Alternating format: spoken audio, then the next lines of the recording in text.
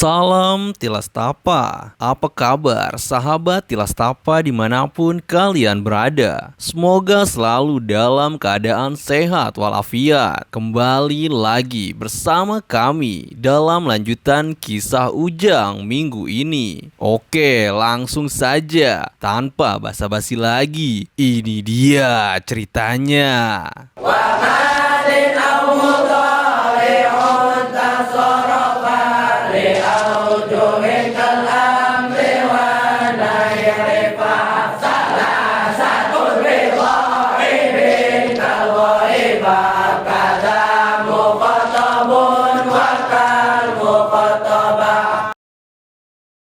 Perdebatan antara murid-murid Abah Gufron dan Gendis yang mempersoalkan identitas Marno pada cerita minggu lalu sempat memicu ketegangan. Namun, pada akhirnya Marno berhasil meyakinkan mereka dengan sedikit penjelasan tentang maksud kedatangannya ke Megabodas. Pada dasarnya, Marno memiliki tujuan yang sama dengan Gendis, tapi Marno selangkah lebih maju. Dengan penyamarannya yang mampu mengelabui Datuk Wira, Marno berhasil menggali informasi penting dari dalam paguyuban. Selain itu, Marno juga memberitahu mereka bahwa keterlibatannya pada konflik Megabodas itu didasari atas perintah seseorang. Tapi sayang seribu sayang, si penjaga gerbang itu enggan menyebutkan sosok yang memerintahnya. Jika kita perhatikan dari cara Marno menyusup ke dalam Megabodas hingga diangkat menjadi orang kepercayaan Datuk Wira, bisa dipastikan bahwa sosok di balik kecerdikan Marno ada manusia sakti yang ikut berperan di dalamnya. Ujang menyadari hal itu. Namun, untuk saat ini, ia tak berniat mengupas latar belakang Marno lebih jauh. Karena yang terpenting adalah misi perdamaian Megabodas kini sudahlah selesai. Meski demikian, sosok Marno masih menjadi misteri dalam serial ini. Apalagi sebelum kepergiannya, Marno sempat mengungkapkan kekagumannya pada Tono yang memiliki gaya bertarung berbeda. Siasat demi siasat yang Tono tunjukkan dalam pertarungan rupanya tak luput dari mata Marno. Bahkan, si penjaga gerbang itu juga sempat menyampaikan ketertarikannya untuk bertarung secara face to face dengan Tono di masa depan. Tono tersenyum kecut, lalu mempersilahkan Marno untuk datang kapan saja dan bertarung secepatnya. Marno pun pergi meninggalkan murid-murid Abah dan disusul oleh Gendis yang juga pamit undur diri. Sama seperti Marno, identitas Gendis juga masih menjadi teka-teki dalam kelanjutan serial ini. Perjalanan Ujang belumlah berakhir. Ini hanya babak awal dari petualangan Ujang. Ke depannya masih ada misteri-misteri lain yang akan dipecahkan Ujang bersama Jaka dan Tono. Terlebih, ada semacam isyarat yang tersirat dari ucapan mendiang Datuk Wira sebelum menghembuskan nafas terakhirnya. Ya, misteri-misteri tersebut menimbulkan banyak sekali pertanyaan dalam benak Ujang. Tapi jangan terburu-buru, nikmati saja cerita demi cerita dalam kisah ini. Setelah berpisah dengan Marno dan Gendis, Ujang dan dua sahabatnya pun memutuskan untuk langsung pulang menuju surau Abah Gufron. Mereka sudah tak sabar ingin bertemu dengan sang guru. Ujang juga bersyukur dapat kembali bersama Jaka dan Tono setelah sekian waktu terpisah. Singkat cerita, mereka bertiga pun tiba di surau Abah. Betapa gembiranya mereka melihat pemandangan surau yang begitu teduh, tempat di mana mereka tumbuh dan digembleng hingga sampai di titik ini.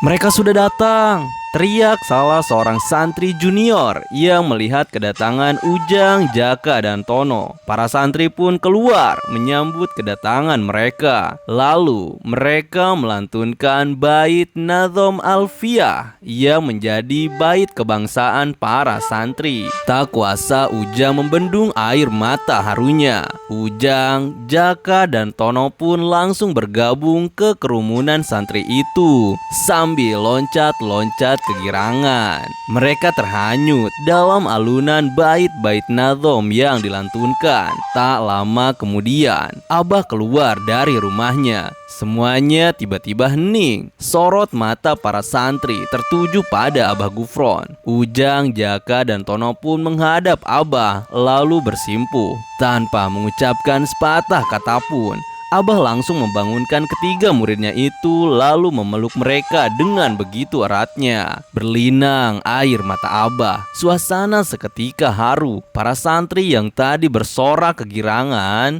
ikut meneteskan air mata. Sebuah pemandangan yang begitu romantis antara sang guru dan muridnya. Akan tetapi, di tengah suasana haru tersebut, terdengar suara perut keroncongan. Ujang dan Tono langsung menatap Jaka yang cuma cengar-cengir. Tak ingin membuat Jaka malu, Abah langsung mengajak mereka untuk menyantap hidangan yang sudah disiapkan oleh para santri. Abah mengungkapkan rasa syukur mendalam sekaligus ucapan terima kasih atas ketulusan ketiga muridnya dalam menjalankan setiap perintah Abah. Ketika sedang lahapnya makan, tiba-tiba muncul seekor lalat hijau yang terbang ke sana kemari. Ujang mencoba mengusir lalat hijau itu, bahkan Tono juga berusaha menepaknya. Sementara Jaka tetap fokus menyantap hidangan. Lalu tiba-tiba lalat itu hinggap di jidat Jaka. Sontak saja Tono langsung menepak jidat Jaka yang sedang lahap-lahapnya.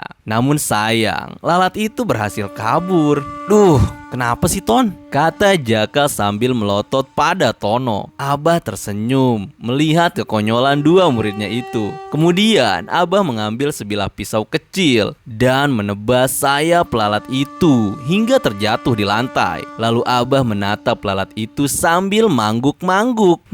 Jadi begitu. Baiklah, nanti akan aku sampaikan pesanmu pada mereka. Sekarang pergilah, jangan ganggu kami makan, ucap Abah pada lalat itu yang kemudian pergi merayap. Ketiga murid Abah melongo melihat sikap Abah yang bicara sendiri. Ujang memberanikan diri bertanya, "Maaf Bah, memangnya lalat itu berpesan apa?" "Pesan lalat itu, setelah makan kalian harus cepat mandi," kata Abah menyindir. Ketiga murid Abah pun tak kuasa menahan tawa. Ini adalah seni menertawakan diri sendiri. Begitulah cara Abah mendidik muridnya. Terkadang menyisipkan sebuah pesan dalam guyon jauh lebih efektif ketimbang menghakimi sambil mengarahkan jari telunjuk ke muka seseorang. Selepas menyantap hidangan dan sedikit memberi wejangan, Abah mempersilahkan ketiga muridnya itu untuk beristirahat. Jaka dan Tono pun izin keluar. Sementara Ujang tetap duduk sambil menundukkan kepala. "Ada apa, Jang?" tanya Abah. "Bolehkah saya duduk lebih lama, Bah?"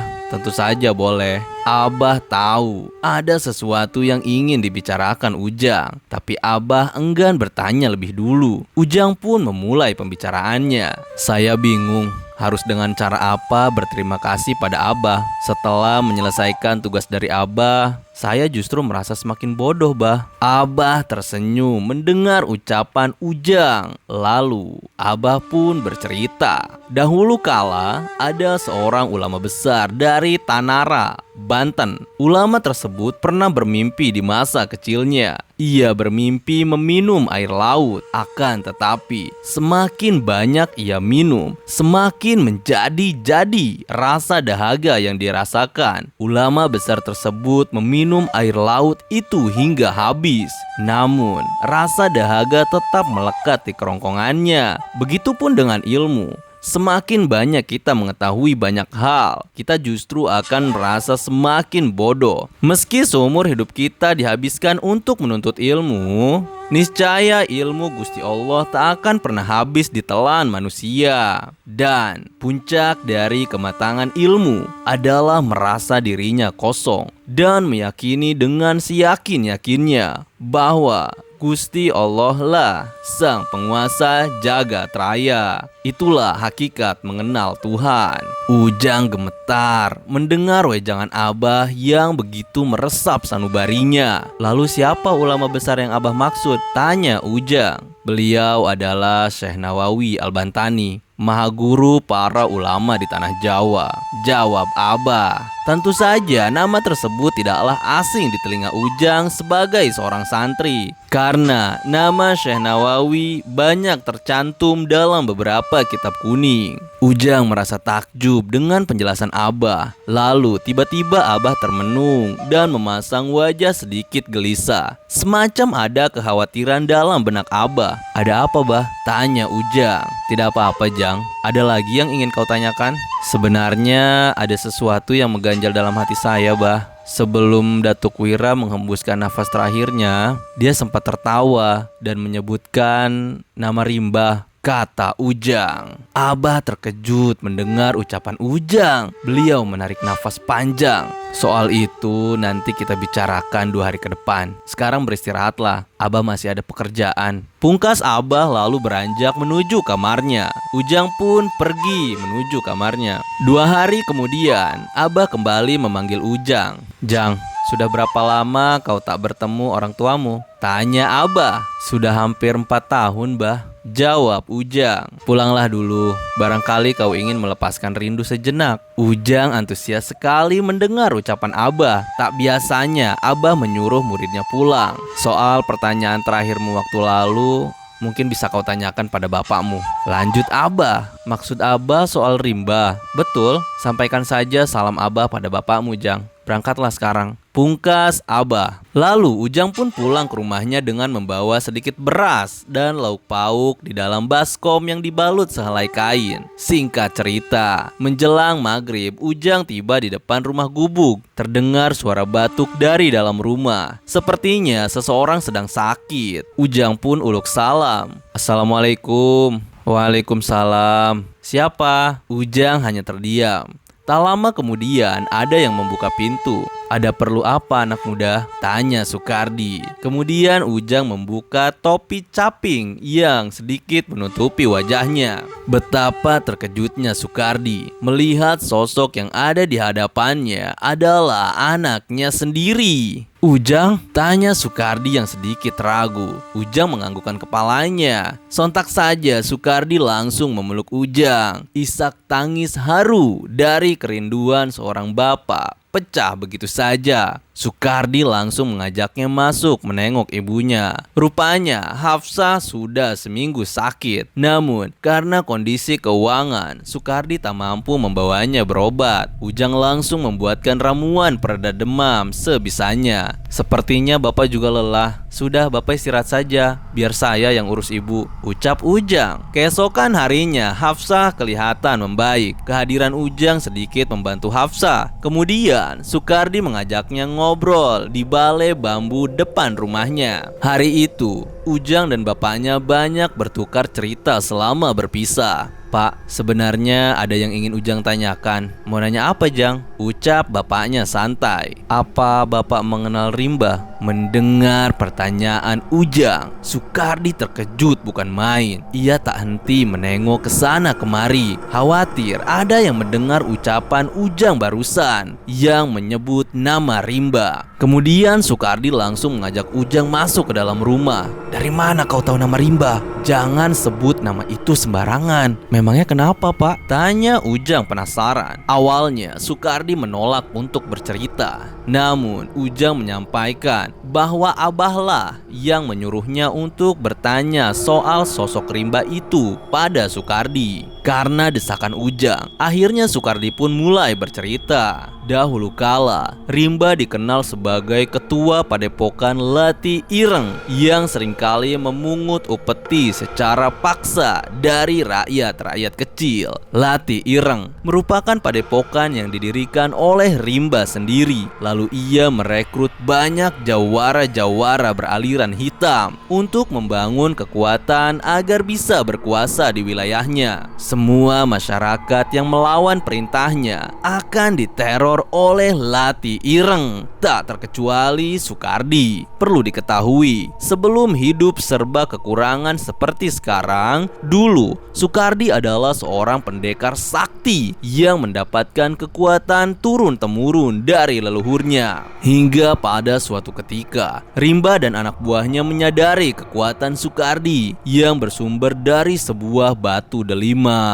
Lalu Rimba mencoba bernegosiasi dengan Soekardi dan menawarkan jabatan menggiurkan asal Soekardi mau bergabung ke dalam Lati Ireng. Namun Soekardi menolaknya mentah-mentah. Soekardi yang saat itu baru menikah dengan Hafsah memilih untuk melawan ambisi Rimba. Ia tak sudi membantu orang yang memeras rakyat kecil karena sulit diatur. Akhirnya Rimba memberikan sedikit ancaman pada Soekardi. Hafsahlah yang menjadi korbannya. Ketika Soekardi sedang pergi ke pasar untuk berbelanja, diam-diam Rimba dan antek-anteknya mendatangi Hafsah yang sendirian di rumah. Rimba mengintimidasi Hafsah dan menyuruhnya untuk membujuk Soekardi agar mau bergabung dengan padepokan Lati Ireng. Namun tanpa diduga, Hafsah justru meludahi wajah Rimba sebagai tanda tegas bahwa Hafsah tak sudi melakukan itu. Akibatnya,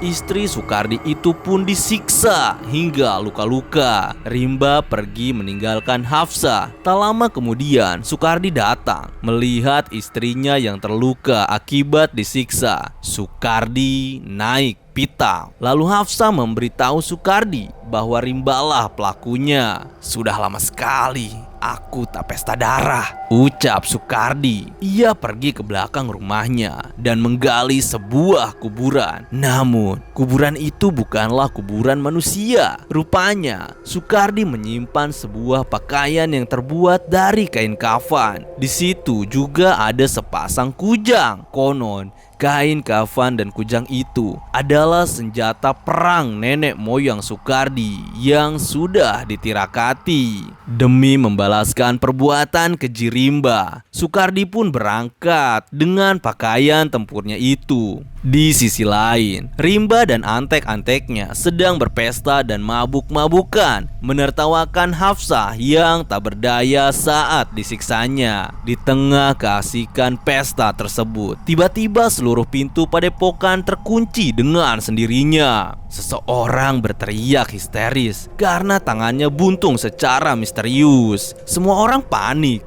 Tak lama kemudian, muncullah Soekardi dari balik tembok. Lagi-lagi Rimba mencoba membujuk, namun Soekardi sudah gelap mata. Ia berubah menjadi sosok maung. Satu persatu, para jawara rekrutan Rimba itu tewas mengenaskan. Kini tinggallah Rimba seorang diri. Pertarungan antara Soekardi versus Rimba sangatlah dahsyat. Bumi padepokan sampai bergetar dibuatnya. Rimba mendapatkan firasat akan kekalahannya. Ketua Lati Ireng itu pun berhasil melarikan diri. Soekardi mengaung di tengah-tengah puluhan mayat para jawara. Sejak saat itu, Soekardi memutuskan untuk mengasingkan diri bersama Hafsah ke sebuah pulau terpencil tak berpenghuni. Di sana, Soekardi bertahan hidup seadanya. Tak hanya itu, Soekardi juga melakukan tapa sebagai bentuk penebus dosa dari pembantaian manusia. Akibat kejadian itu, Soekardi akhirnya memutuskan untuk memuntahkan delima itu dan melepaskan seluruh kekuatannya. Lalu, Soekardi meminta Hafsah untuk menelannya agar delima itu tak ditemukan oleh orang biadab seperti Rimba. Setelah menyelesaikan tapanya, Soekardi pun pindah ke sebuah desa di Banten Selatan dan tinggal sebagai masyarakat biasa. Tak lama kemudian, Hafsah pun mengandung Ujang. Mendengar kisah bapaknya, Ujang begitu terkejut. Rupanya Soekardi punya rekam jejak mengerikan bahkan di masa lalu. Siapa sangka karakter miskin yang muncul di awal kisah Ujang ini ternyata akan menjadi trigger pertempuran besar di masa depan. Perlahan namun pasti, informasi tentang rimba mulai terbuka. Kemudian Soekardi memperingatkan Ujang agar lebih waspada, karena Soekardi tahu rimba masih hidup dan sedang mempersiapkan kekuatan yang besar untuk merebut batu delima itu.